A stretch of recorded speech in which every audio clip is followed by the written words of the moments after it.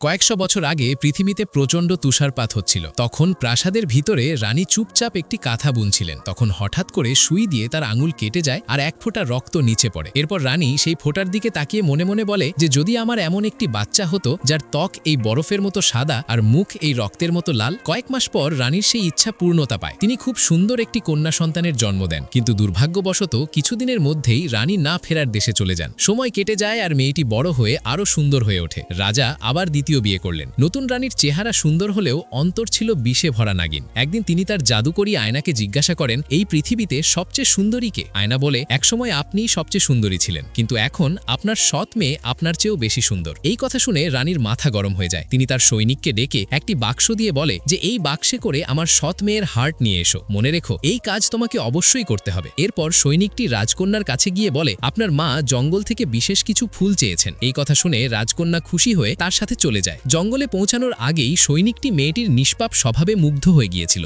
রাজকন্যা এমন ঘন জঙ্গল দেখে ভয় পেয়ে যায়। তখন সৈনিকটি তার ছুরি বের করে বলে যে পালিয়ে যাও, এখনই পালাও, আর কখনো প্রাসাদে ফিরো না। তোমার মা আমাকে তোমার হার্ট নিয়ে যেতে বলেছেন। এই কথা শুনে রাজকন্যার পায়ের নিচে থেকে যেন মাটি সরে গেল। সে প্রাণ বাঁচাতে দৌড়ে পালিয়ে যেতে শুরু করে, যতক্ষণ না তার পা অবশ হয়ে যায়। বন্ধুরা, পার্ট 2 এর জন্য ভিডিওতে একটি লাইক দিয়ে চ্যানেলটিকে সাবস্ক্রাইব করে রাখুন।